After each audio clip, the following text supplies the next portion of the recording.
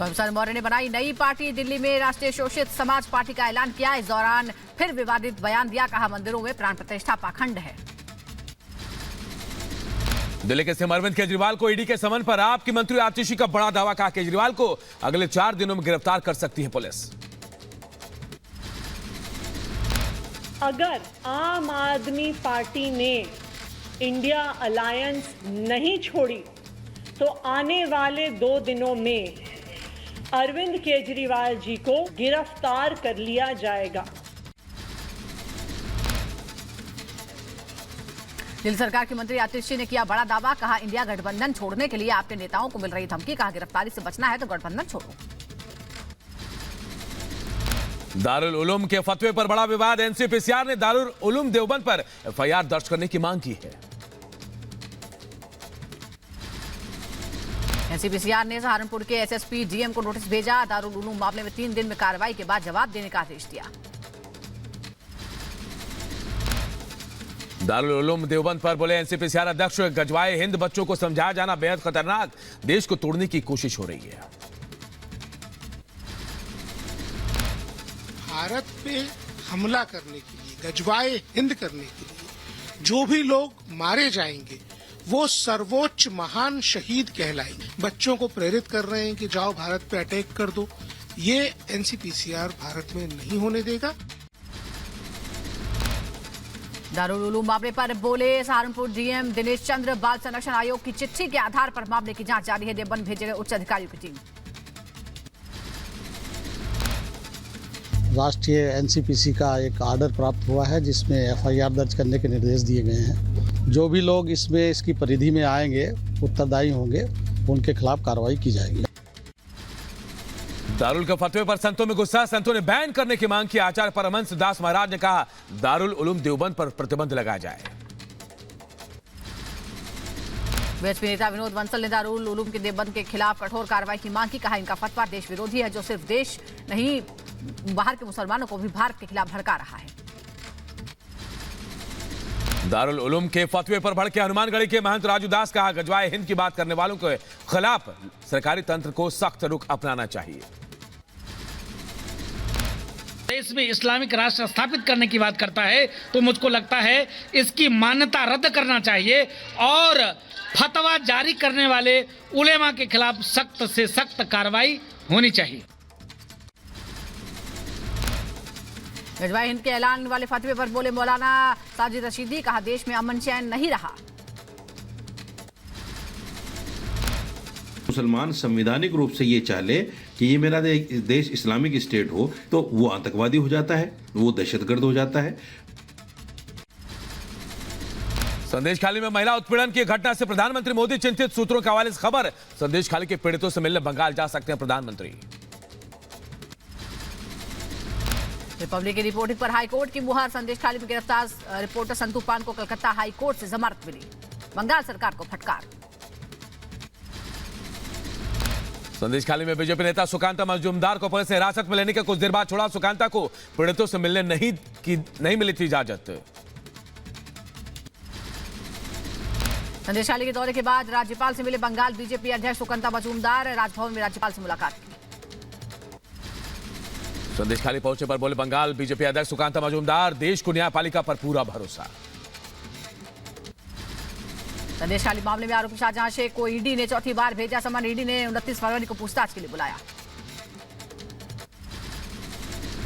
आज संदेश खाली जाएगी बीजेपी के 7 सदस्य महिला टीम। लॉकेट चटर्जी, अग्निमित्रा पॉल, प्रियंका टिब्बरवाल, सोनाली मुर्मू टीम में शामिल।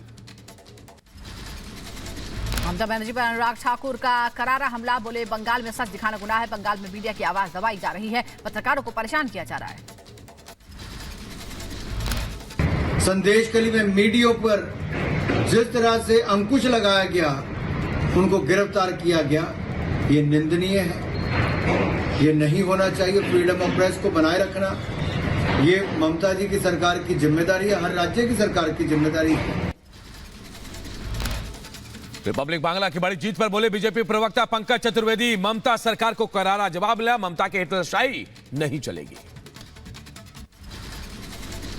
रिपब्लिक बांग्ला रिपोर्टर की जमानत पर बोले राम कदम। टीएमसी को हाईकोर्ट का तमाचा लगा है। बंगाल में सच छिपाने की कोशिश हो रही है। संदेश खाली मामले के आरोपी शाहजहां शेख के भाई के मछली घर में नाराज ग्रामीणों ने आग लगाई। संदेश खाली मामले में फरार चल रहा शाहजहां शेख।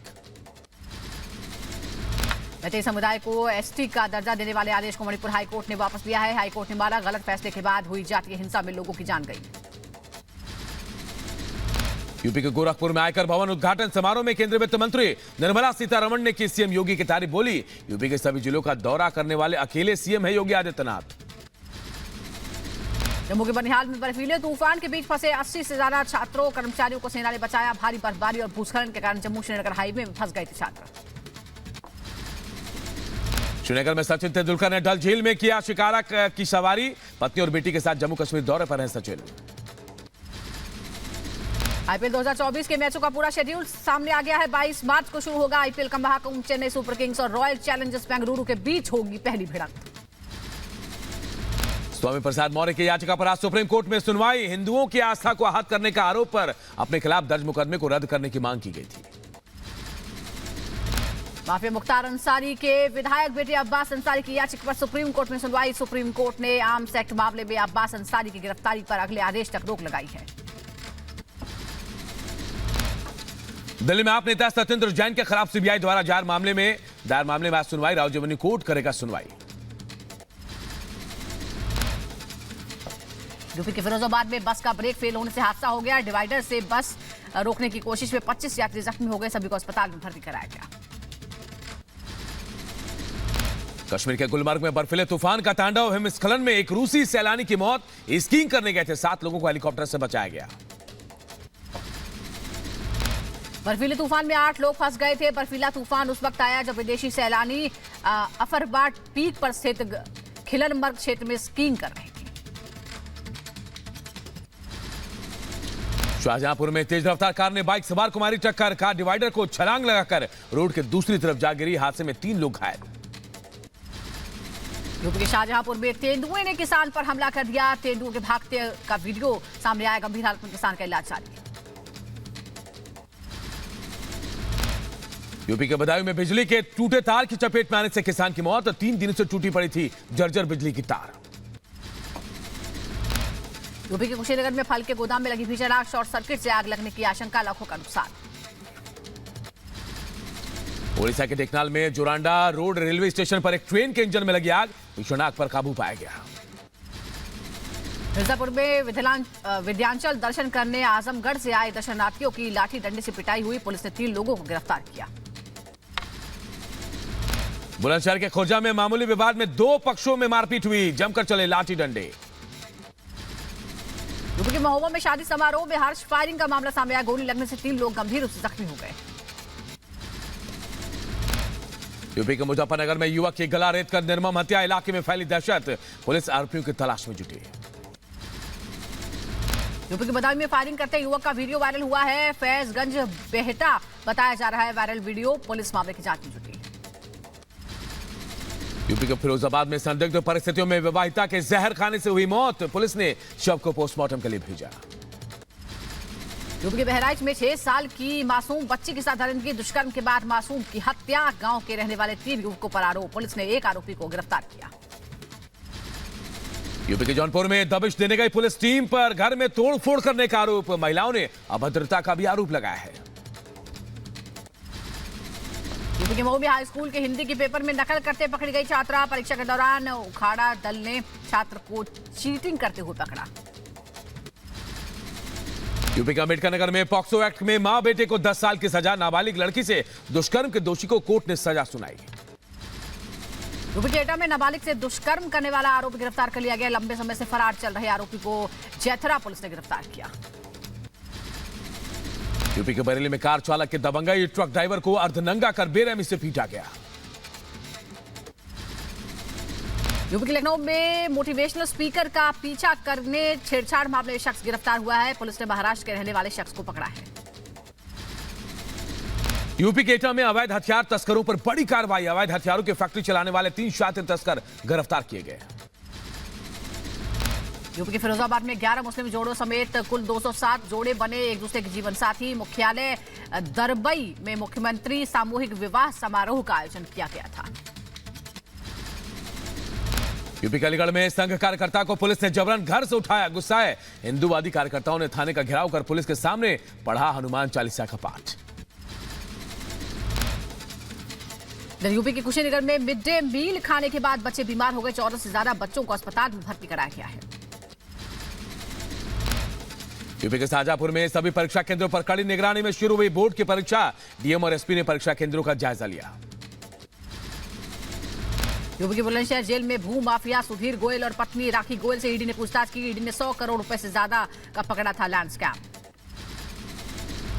लोकसभा चुनाव में यादव वोट बैंक में बीजेपी ने शुरू की सेंध मारी। बुलंदशहर के सिकंदराबाद में बीजेपी ने यदुवंशी सम्मेलन का किया आयोजन। यूपी के एटा में पुलिस ने अवैध शराब के खिलाफ चलाया अभियान। एसएसपी ने पुलिस फोर्स के साथ किया पैदल मार्च। बिहार के सीतामढ़ी में अस्पताल में चिकित्सकों की क्लास लगाते देखे मेयर। कहा स्वास्थ्य व्यवस्था में सुधार के लिए लगातार प्रयास किया जा रहा है। कर्नाटक के मंदिरों में 10% टैक्स लगाने पर बीजेपी हमलावर है। 1 करोड़ से अधिक राजस्व वाले मंदिरों पर लगाया गया है टैक्स।